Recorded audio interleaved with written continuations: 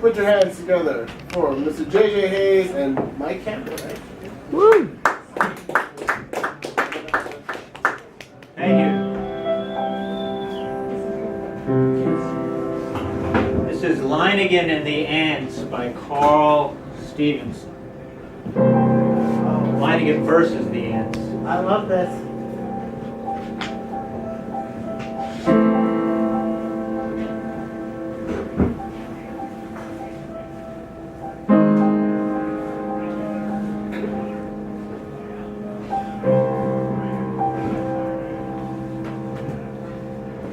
Unless they alter their course, and there's no reason why they should, they'll reach your plantation in 2 days at the latest.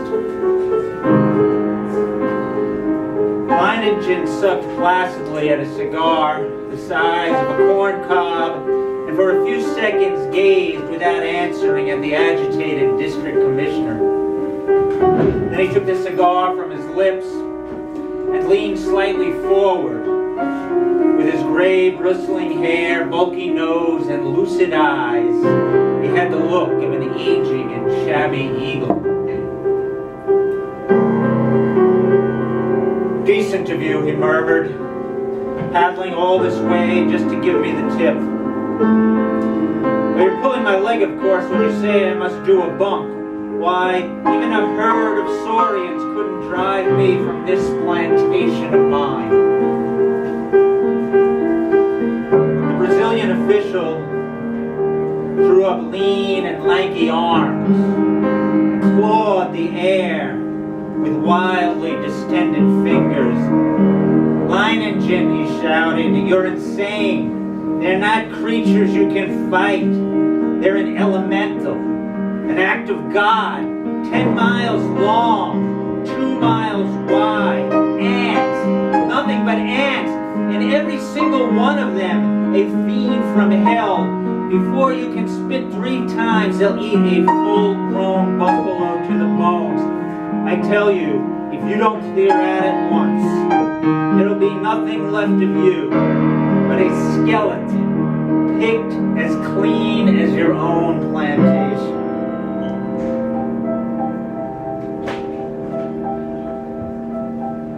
Linegan grinned. Act of God, my eye. Anyway, I'm not an old woman. I'm not going to run for it just because an elemental's on the way. And don't think I'm the kind of fathead who tries to fend off lightning with his fists either. I use my intelligence, old man. With me, the brain isn't a second blind gut. I know what it's there for. When I began this model farm and plantation 3 years ago, I took into account all that could conceivably happen to it. And now I'm ready for anything and everything, including your ants.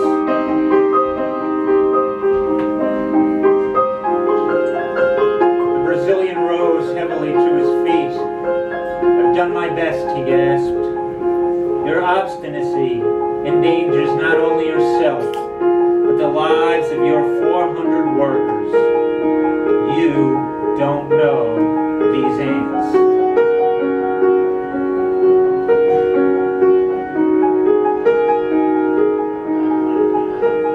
Linegan accompanied him down to the river where the government launch was moored. The vessel cast off. As it moved downstream, the exclamation mark near the rail and began waving its arms frantically. Long after the launch had disappeared round the bend, Linegan thought he could still hear that dimming, imploring voice. You don't know them. I tell you, you don't know them.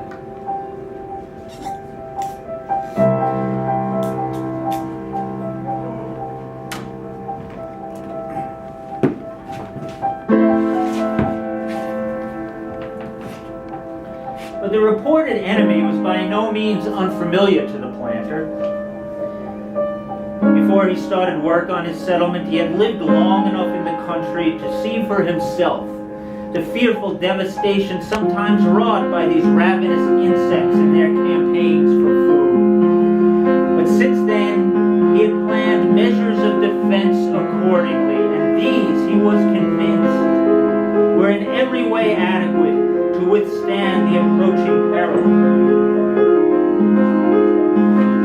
Moreover, during his 3 years as a planter, Leiningen had met and defeated drought, food, plague, and all other acts of God which had come against him. Unlike his fellow settlers in the district, who had made little or no resistance, this unbroken success he attributed solely to the observance of his lifelong motto: the human brain needs only to become fully aware of its powers to conquer even the elements. Dullards reeled senselessly and aimlessly into the abyss. Cranks, however brilliant, lost their heads when circumstances suddenly altered or accelerated and ran into stone walls. Sluggards drifted with the current until they were caught in whirlpools and dragged under. But such disasters, Leiningen contended, merely strengthened his argument that intelligence, directed aright, invariably makes man the master of his fate. Yes, Leiningen had always known how to grapple with life.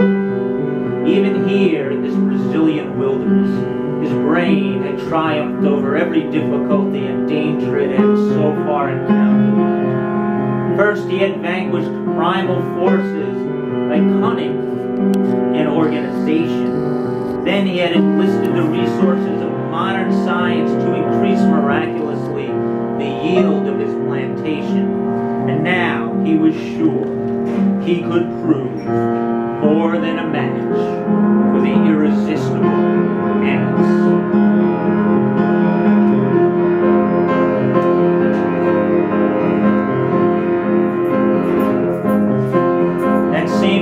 However, Leiningen assembled his workers. He had no intention of waiting till the news reached the ears from other sources.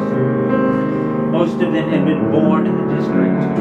The cry, the answer coming, was to them an imperative signal for instant, panic-stricken flight, a spring for life itself. But so great was the Indians' trust in Leiningen's word, and in Leiningen's wisdom, that they received his curt tidings and his orders for the imminent struggle with the calmness with which they were given. They waited, unafraid, alert, as if for the beginning of a new game or hunt, which he had just described to them. The ants were indeed mighty, but not so mighty as the boss. Let them come.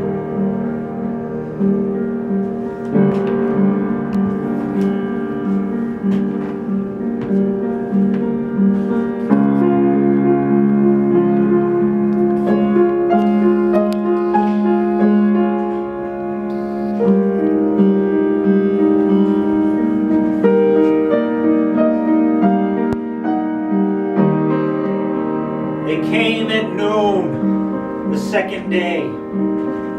Their approach was announced by the wild unrest of the horses, scarcely controllable now either in stall or under rider, scenting from afar a vapor instinct with horror.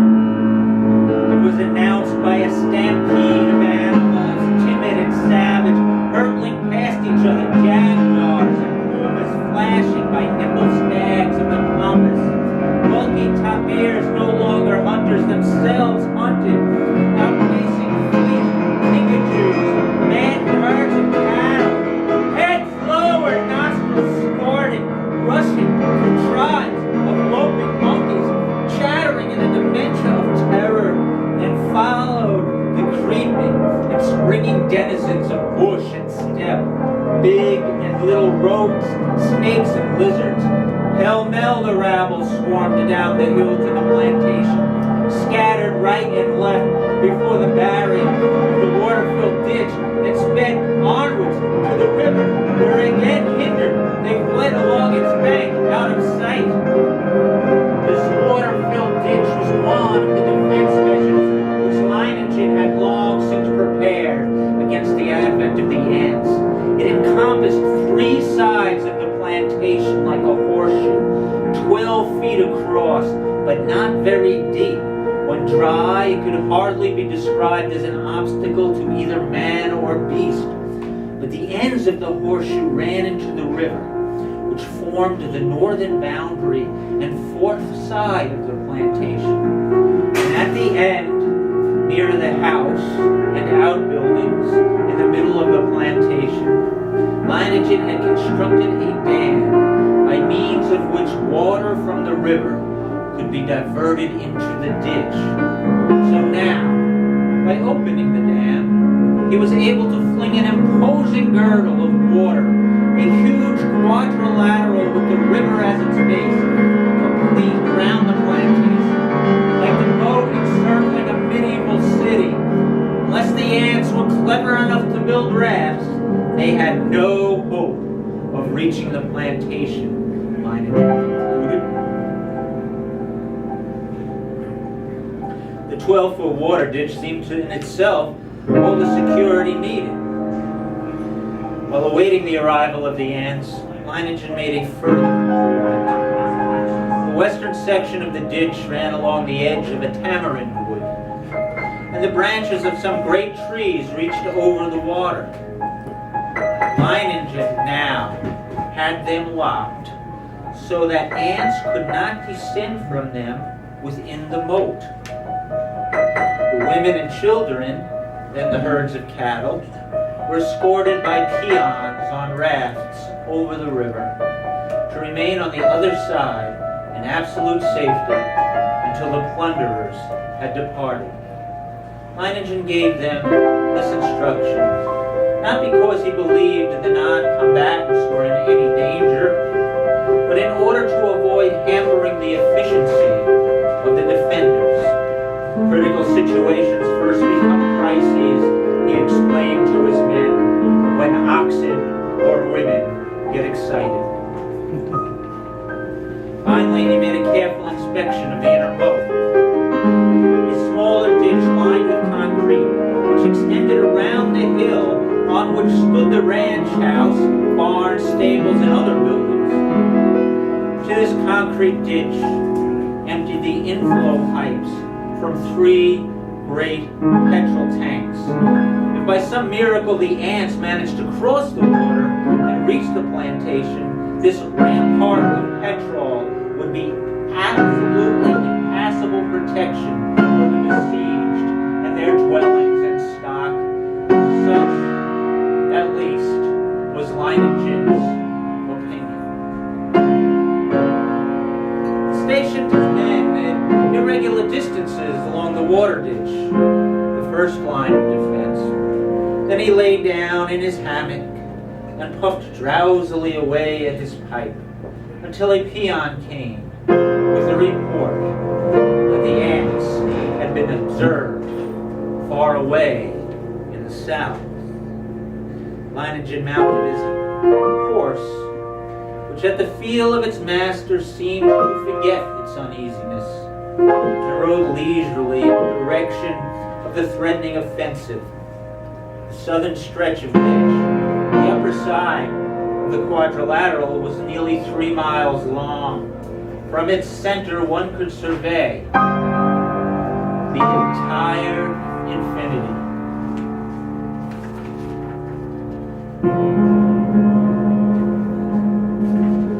The entire countryside.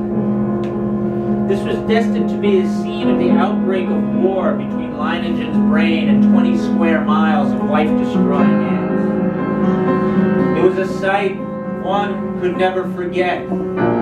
Over the range of hills, as far as eye could see, with a darkening camp, ever longer and broader, until the shadows spread across the slope from east to west, then downwards, uncannily swift, and all the green herbage of that wide vista was being mown as by a giant sickle, leaving only the vast, moving shadow, extending, deepening, and moving rapidly nearer. When Leiningen's men, behind their barrier of water, perceived the approach of the long-expected foe, they gave vent to their suspense in screams and imprecations. And as the distance began to lessen between the sons of hell and the water ditch, they relapsed into silence. Before the advance of that awe-inspiring throng, their belief in the powers of the boss began to steadily dwindle. Even Leiningen himself, who had ridden up just in time to restore their loss of heart by a display of unshakable calm, even he could not free himself from a qualm of malaise. Yonder were thousands, millions of voracious jaws bearing down upon him, and only a suddenly insignificant, narrow ditch lay between him and his men, and being gnawed to the bones before you can spit 3 times.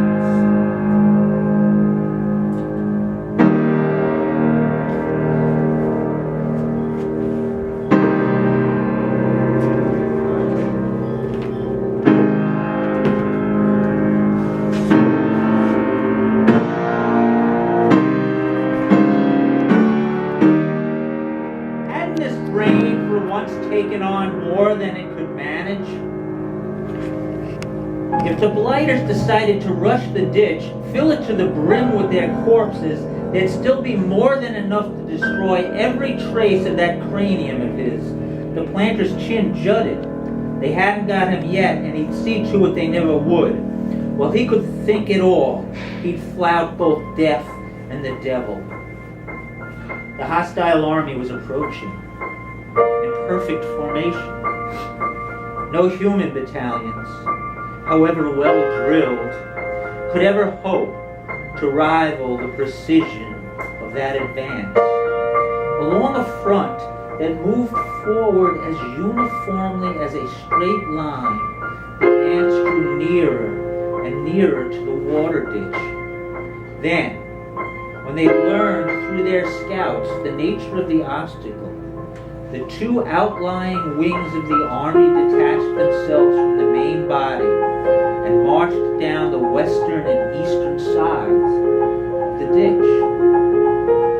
The surrounding maneuver took rather more than an hour to accomplish. No doubt the ants expected that at some point they would find a crossing.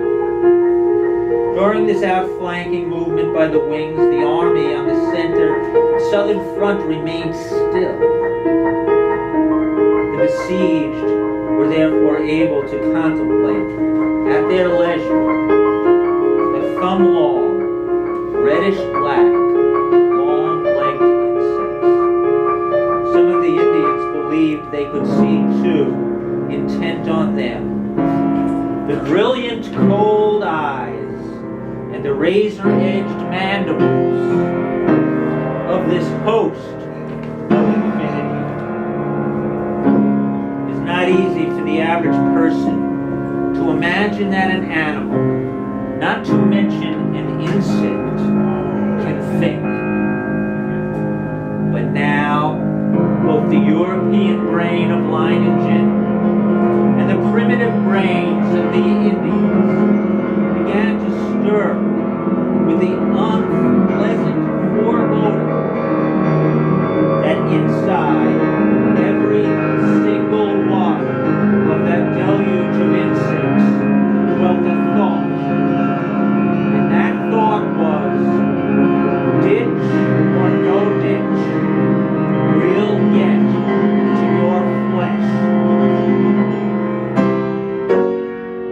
Not until 4 o'clock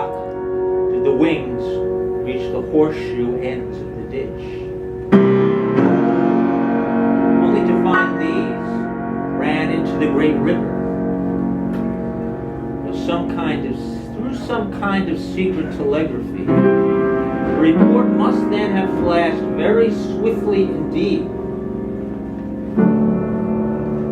along the entire enemy line. And Leiningen riding, no longer casually, along his side of the ditch, noticed by energetic and widespread movements of troops that for some unknown reason, the news of the check had its greatest effect on the southern front, where the main army was massed.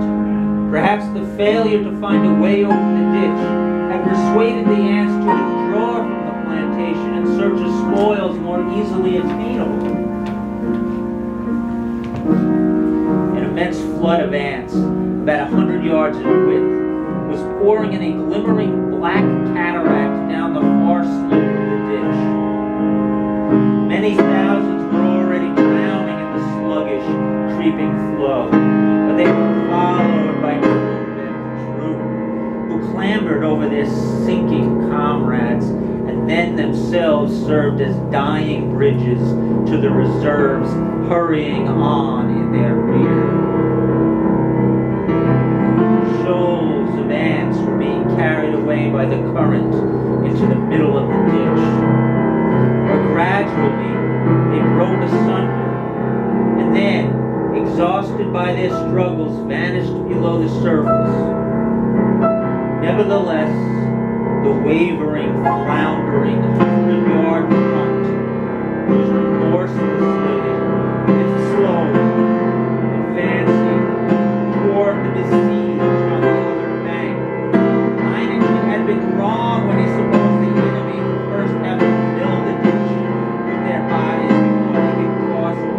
Instead, they merely needed to act as stepping stones as they swam and sank to the hordes ever pressing onwards from behind.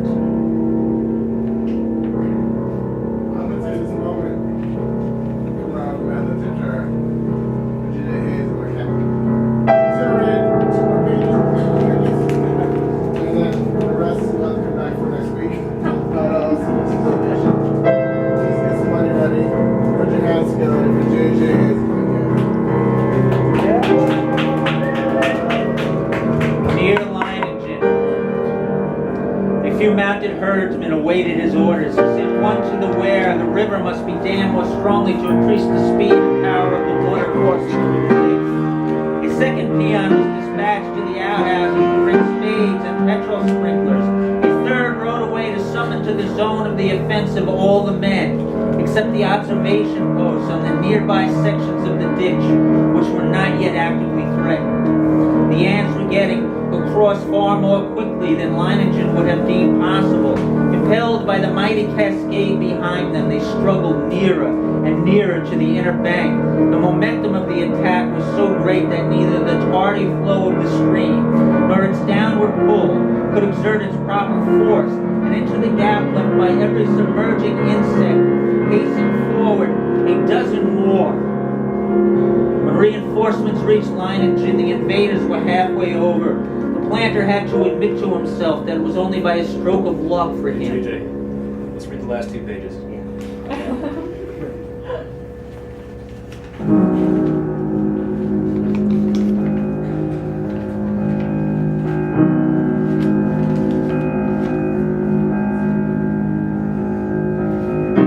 Then he was at the Wear, and gripping the ant-hulled wheel.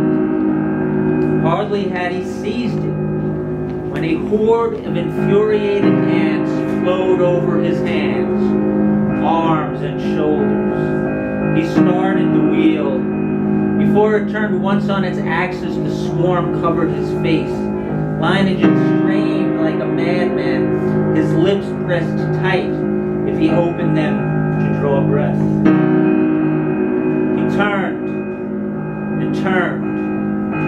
Slowly the dam lowered until it reached the bed of the river. Already the water was overflowing the ditch. Another minute and the river was pouring through the nearby gap in the breakwater. The flooding of the plantation had begun. Leininger let go of the wheel. Now for the first time he realized he was coated of ants. In spite of the petrol, his clothes were full of them. Several had got to his body and were clinging to his face. Now that he had completed his task, he felt the smart ranging over his flesh from the bites of sawing and piercing insects. Frantic with pain, he almost plunged into the river to be ripped and splashed to shreds by piranhas. Already he was running the return journey, knocking ants from his gloves and jacket, brushing them from his bloody face, squashing them to death under his clothes. One of the creatures bit him just below the rim of his goggles. He managed to tear it away. The agony of the bite and the etching acid drilled into the eye nerves. He saw now through circles of fire into a milky mist. Then he ran for a time, almost blinded, knowing that if he once tripped and fell, the old Indian's brood didn't see much good. It weakened the poison a bit, but it didn't get rid of it. His heart pounded as if he would burst. Blood roared in his ears. A giant fist battered his lungs.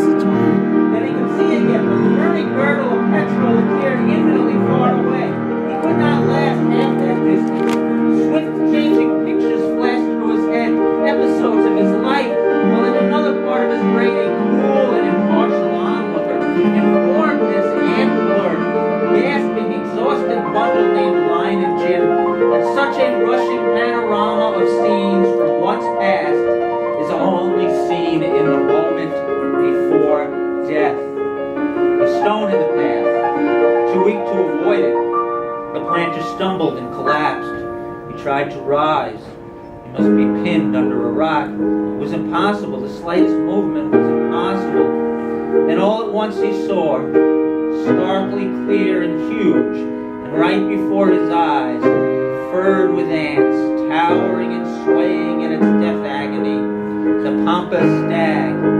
In 6 minutes, gnawed to the bones. God, he couldn't die like that. And something outside him seemed to drag him to his feet. He tired. He began to stagger forward again.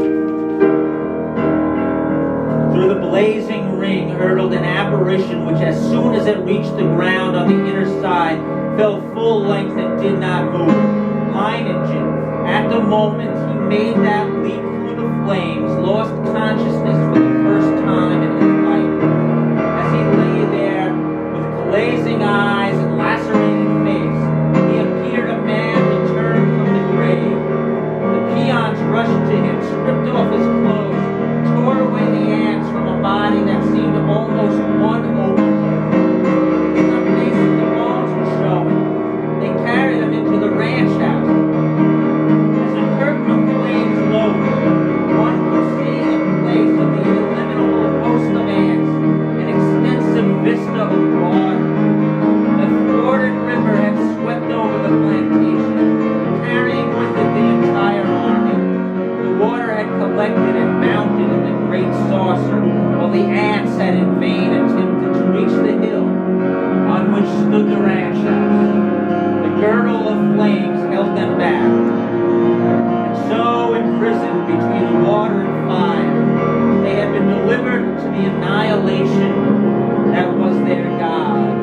And near the farther mouth of the water ditch, where the stone mole had its second gap, the ocean swept the lost battalions into the river to vanish forever. The ring of fire dwindled as the water mounted to the petrol trench and quenched the dimming flames. The inundation rose higher and higher because its outflow was impeded by the timber and underbrush it had carried along with it. Its surface required some time to reach the top of the high stone breakwater and discharge it over the rest of the shattered army. It swelled over ant-stippled shrubs and bushes until it washed against the foot of the knoll whereon the besieged had taken refuge. For a while, an alluvial of ants tried again and again this dry land, only to be repulsed by streams of petrol back into the merciless flood. Lion-Jin lay on his bed, his body swathed from head to foot in bandages. fomentations and salves, they had managed to stop the bleeding and had dressed many wounds. Now they thronged around him, one question in every face: would he recover? "He won't die," said the old man who had bandaged him, "if he doesn't want to." The planter opened his eyes. "Everything in order?" he asked. "They're gone," said his nurse, "to hell." He held out to his master a gourd full of a powerful sleeping draught. Leiningen gulped it down. "I told you I'd come back," he murmured, "even if I am a bit streamlined." He grinned and shut his eyes. He slept.